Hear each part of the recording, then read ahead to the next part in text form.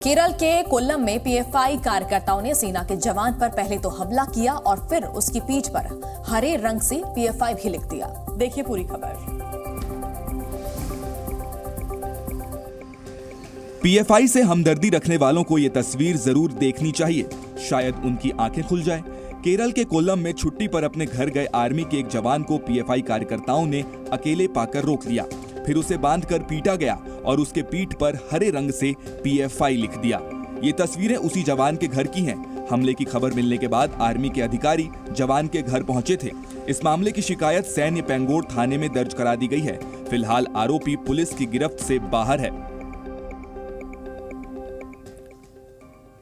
और देखिए, संयुक्त राष्ट्र मानवाधिकार परिषद के सत्र के दौरान स्विट्जरलैंड के जिनेवा में पाकिस्तान का मुंह काला हो गया। 30 सेकंड में पूरी कहानी समझिए। जिनेवा में संयुक्त राष्ट्र मानवाधिकार परिषद का 54वां सत्र चल रहा था और बाहर पीओके के लोग पाकिस्तान का असली चेहरा दुनिया के सामने ला रहे थे। यूएनएचआरसी के सम्मेलन के दौरान ये लोग पाकिस्तान के खिलाफ प्रदर्शन कर रहे हैं। इन लोगों का आरोप है कि पाकिस्तान पीओके और बलूचिस्तान में लोगों पर अत्याचार कर रहा है। प्रदर्शन कर रहे लोगों ने पाकिस्तान से पीओके से कब्जा छोड़ने की अपील भी की।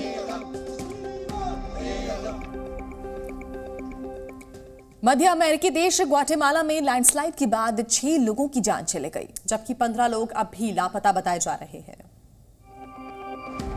ग्वाटेमाला में हुए भूस्खलन के बाद से मलबे की चपेट में आए लोगों की तलाश की जा रही है। भूस्खलन से अब तक 6 लोगों की मौत हो चुकी है, जबकि 15 लोग अभी भी लापता हैं। भारी बारिश के बाद इस इलाके में मिट्टी धंसी, जिसकी चपेट में आए कई घर और वहां रहने वाले लोग इस मलबे के नीचे दब गए। रात के करीब 2 बजे ये भूस्खलन हुआ था, जिसके बाद से ही रेस्क्यू ऑपरेशन जारी है। मौसम विभाग के मुताबिक आने वाले नवंबर तक ग्वाटेमाला के कुछ इलाकों में इसी तरह भूस्खलन का खतरा बना रहेगा। उदयपुर में शादी के बाद राघव चड्ढा अपनी धर्मपत्नी परिणीति चोपड़ा के साथ दिल्ली आ गए हैं। कल शाम के वक्त दोनों दिल्ली पहुंचे थे। शादी के बाद अब परिणीति चोपड़ा अपने ससुराल आ गई हैं। कल शाम के समय राघव और परिणीति दिल्ली पहुंचे। राघव के दिल्ली वाले घर में उनके पूरे परिवार ने परिणीति का स्वागत किया। कल दोपहर ही ये नवविवाहित जोड़ा उदयपुर से दिल्ली के लिए निकला था। एयरपोर्ट से दोनों एक साथ दिल्ली के लिए निकले थे। शादी के बाद से ही ये जोड़ा जहां भी पहुंच रहा है, लोग इन्हें बधाइयां देते नहीं थक रहे।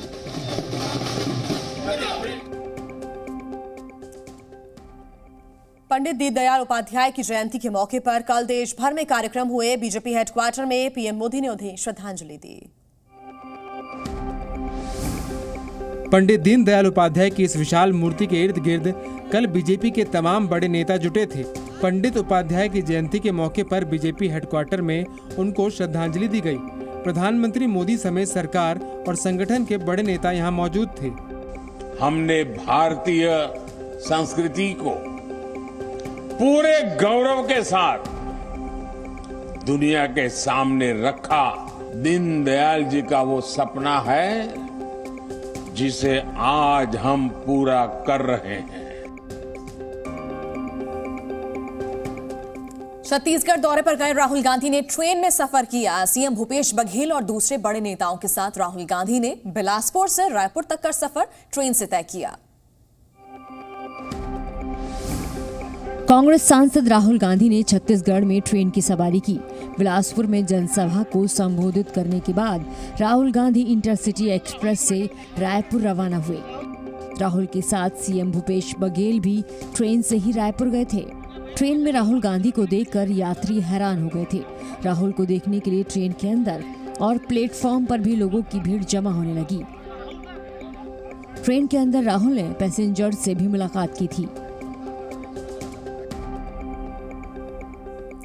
राम जन्मभूमि परिसर में श्रद्धालुओं की हर सुविधा का ख्याल रखा जा रहा है। राम जन्मभूमि पथ से राम मंदिर तक जाने वाला आखिर रास्ता कैसा होगा, इसकी तस्वीरें जारी की गई हैं, आप भी देखिए।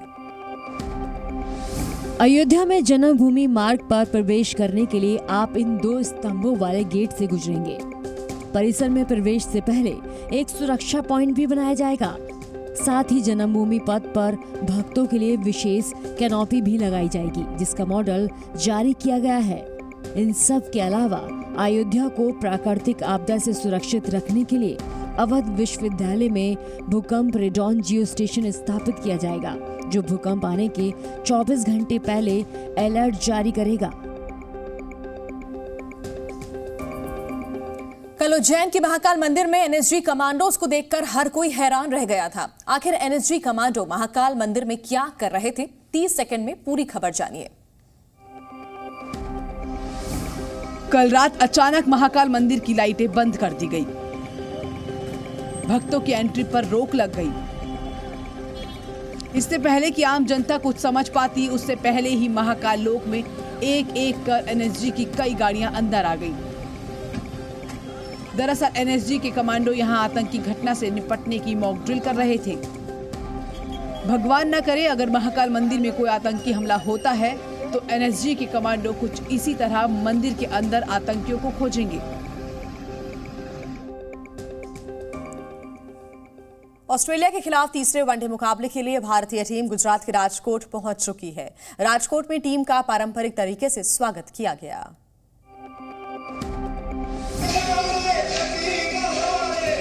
राजकोट में गुजराती स्टाइल में भारतीय टीम का स्वागत हुआ।